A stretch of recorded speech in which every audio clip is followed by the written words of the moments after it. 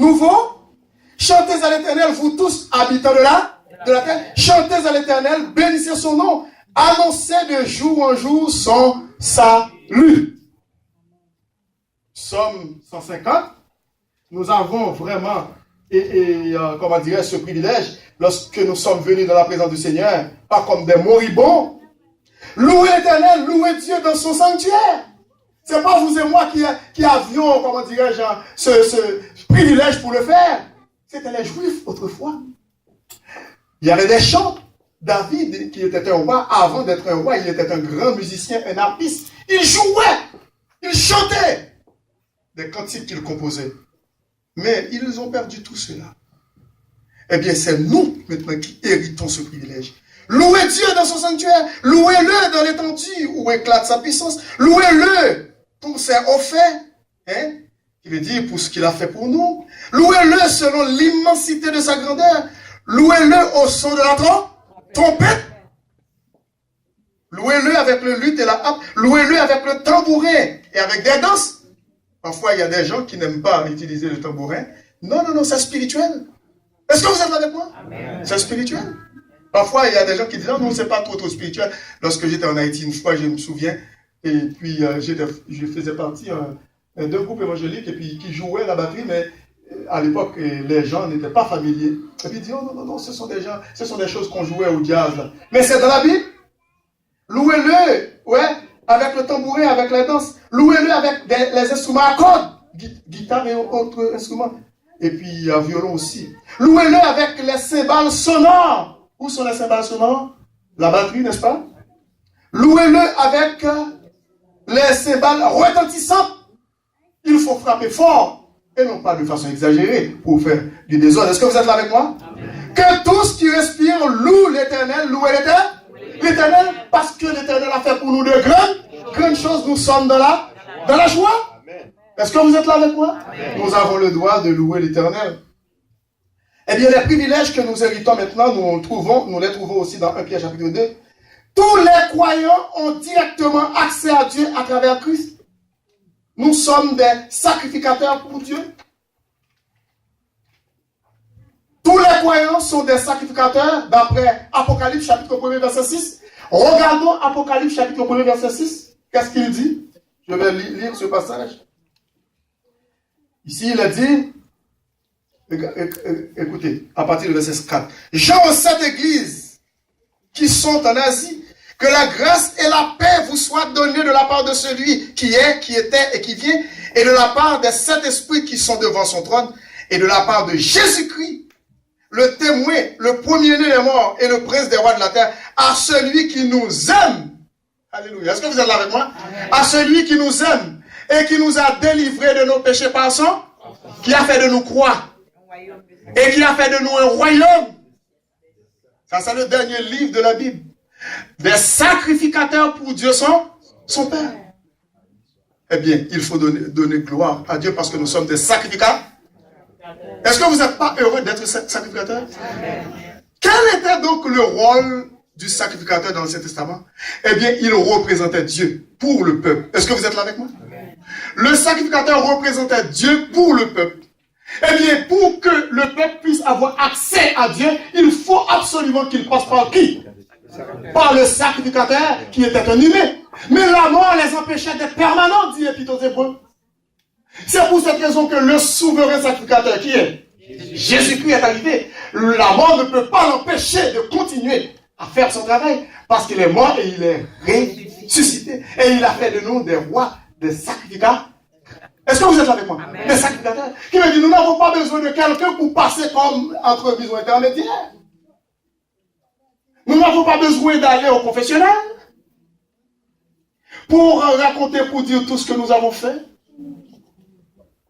Nous pouvons aller directement dans la présence de Dieu, dans notre chambre.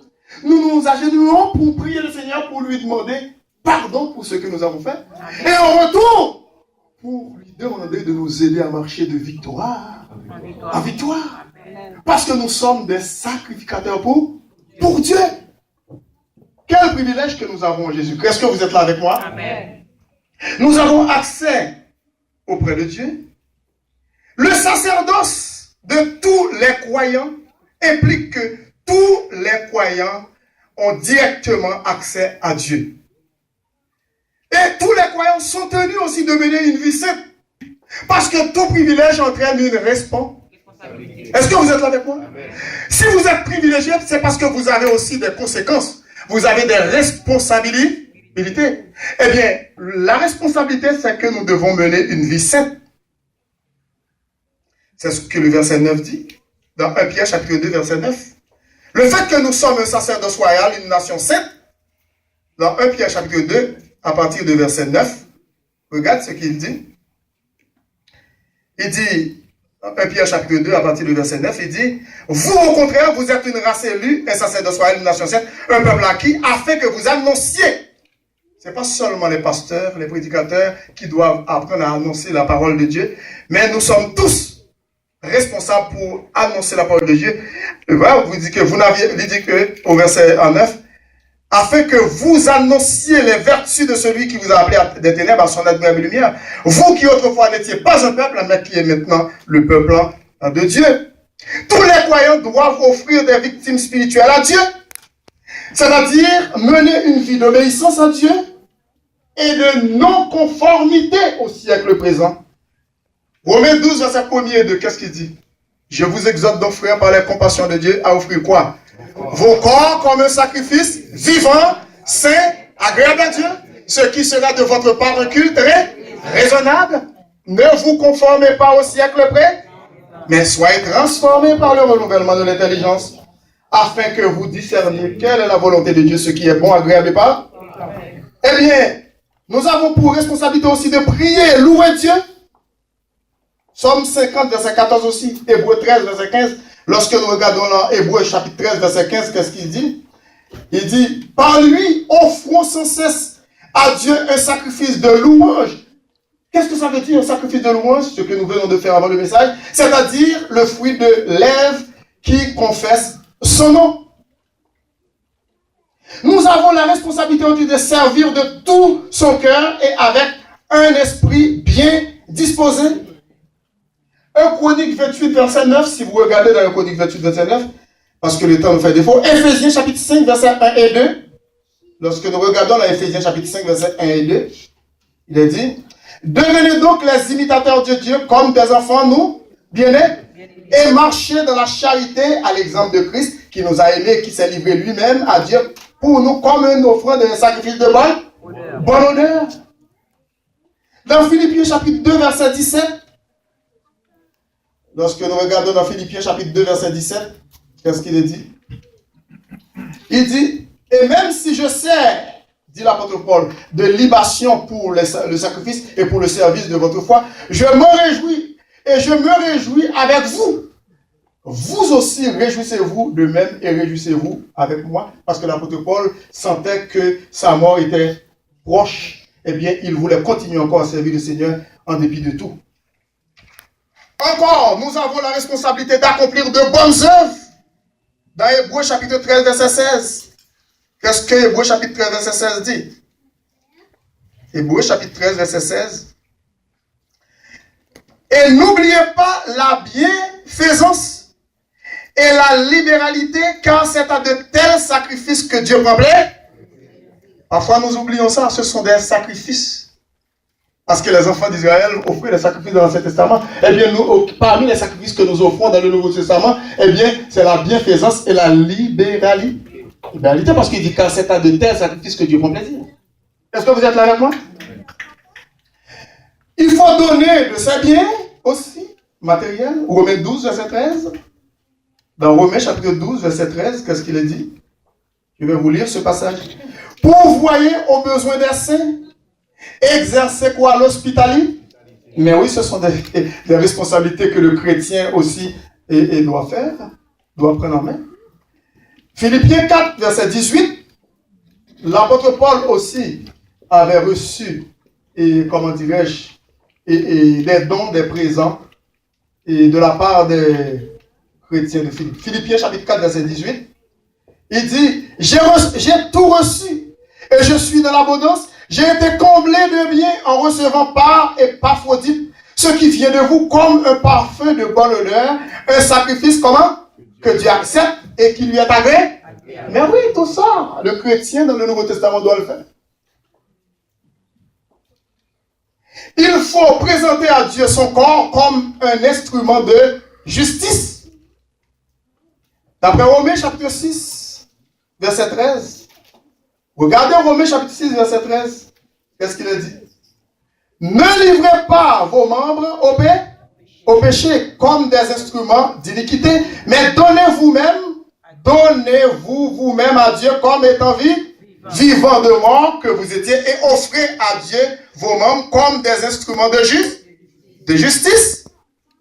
Est-ce que vous êtes là avec moi? Amen. Et le verset 19 dit aussi quelque chose, il dit, je parle à la manière des hommes à cause de la faiblesse de votre chair. De même donc que vous avez livré vos membres comme esclaves à l'impureté et à l'iniquité pour arriver à l'iniquité, ainsi maintenant livrez vos membres comme esclaves à la justice pour arriver à la sainteté. Est-ce que vous êtes là avec moi? Amen. Tous les croyants doivent intercéder, prier les uns pour les autres et pour tous les hommes. Dans Colossiens chapitre 4, verset 12, regardons dans Colossiens chapitre 4, verset 12, l'apôtre Paul aussi parle dans le verset. Il dit, en sorte que vous vous conduisiez honnêtement avec ceux du dehors et que vous n'ayez besoin de personne. 1 Timothée chapitre 2, verset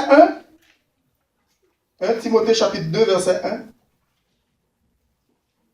Il dit, j'exhorte donc avant toute chose à faire des prières, des supplications, des requêtes, des actions de grâce pour tous les hommes. Est-ce que vous êtes là avec moi?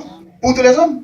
Tous les croyants doivent annoncer la parole de Dieu et prier pour qu'elle triomphe. Tous les croyants ont la responsabilité d'annoncer la parole de Dieu et aussi de prier afin que cette parole puisse avoir l'effet désiré par Dieu, notre Père Céleste en Jésus-Christ. Actes chapitre 4, verset 31. Actes chapitre 4, verset 31. 1 Corinthiens 14, verset 26. Alors nous n'aurons pas le temps de lire tous ces passages parce que j'ai voulu que vous puissiez comprendre vraiment la responsabilité de l'Église en tant que royaume de Jésus-Christ sur la terre. Un peuple qui a la supériorité sur toutes les nations de la terre parce que nous sommes le corps de Christ. Et ce peuple aussi a des responsabilités envers le corps de Christ et aussi envers le monde. Est-ce que vous êtes là avec moi? Amen. Le fait que nous sommes le corps de Christ, nous sommes un royaume de sacrificateurs, nous devons vraiment nous présenter en tant que tels comme des sacrifices vivants et agréables à Dieu et aussi faire connaître aux hommes de ce monde qui nous sommes parce que nous sommes des ambassadeurs de Jésus-Christ. Le fait que nous sommes des ambassadeurs de Jésus-Christ, nous représentons Dieu, notre Père Céleste, dans toute notre conduite, dans toutes les facettes de notre vie, dans tous les aspects de notre vie, de telle sorte que les gens qui nous regardent peuvent voir en nous un peuple différent. Le fait que nous sommes un peuple différent, qu'est-ce que nous allons faire? Maintenant, nous pouvons aussi présenter les offrandes que Dieu nous demande de présenter pour lui, et que maintenant, Dieu va agréer, jour après jour, nos prières, et nos prières vont monter comme un encens, comme la fumée, vers Dieu, et c'est ainsi que Dieu va prendre plaisir dans notre vie. Et c'est pour cette raison que je vous demande, mes frères et sœurs, à rester fermes, inébranlables dans la présence du Seigneur, à marcher d'une manière agréable et sans repoinement, et aussi à faire comprendre au monde que nous sommes un peuple différent, un royaume de sacrificateurs pour Dieu, afin que nous puissions un jour avec le Seigneur pour l'éternité, pour jouir dans la félicité éternelle. Que le Seigneur vous bénisse. Amen.